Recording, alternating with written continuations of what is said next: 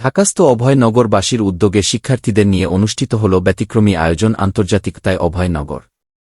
বিটুজি consultancy ফার্মের সার্বিক ব্যবস্থাপনায় শুক্রবার রাতে ঢাকা বিশ্ববিদ্যালয়ের আর.সি. মজুমদার অডিটোরিয়ামে অনুষ্ঠিত এ আলোচনা সভায় তরুণ, বর্তমান ও সাবেক শিক্ষার্থীদের ব্যাপক অংশগ্রহণে মিলনমেলা সৃষ্টি হয়।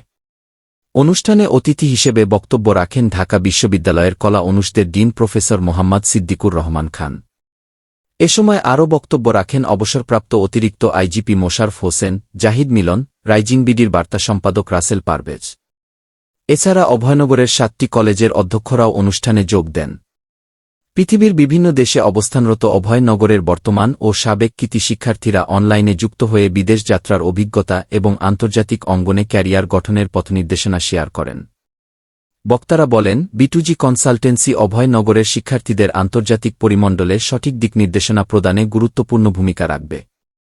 অনুষ্ঠানে নোয়াপাড়া সরকারি মহাবিদ্যালয়ের অধ্যক্ষ রবিউল হাসানের শেষ কর্মদিবস উপলক্ষে তাকে বিদায়ী সম্মাননা ক্রেস্ট প্রদান করেন ঢাকা বিশ্ববিদ্যালয়ের কলা অনুষদের ডিন প্রফেসর মোহাম্মদ সিদ্দিকুর রহমান। পাশাপাশি অভয়নগরের সকল শিক্ষকদেরও সম্মাননা ক্রেস্ট প্রদান করা হয়।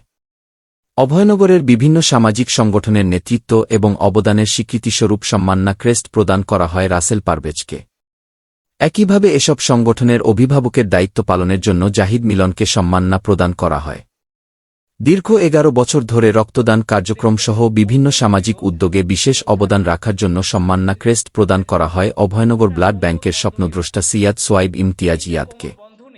অনুষ্ঠানটি অভয়নগরের শিক্ষার্থী ও সমাজের আন্তর্জাতিক অগ্রযাত্রায় নতুন দিগন্ত উন্মোচন করেছে বলে মন্তব্য করেছেন আয়োজকরা।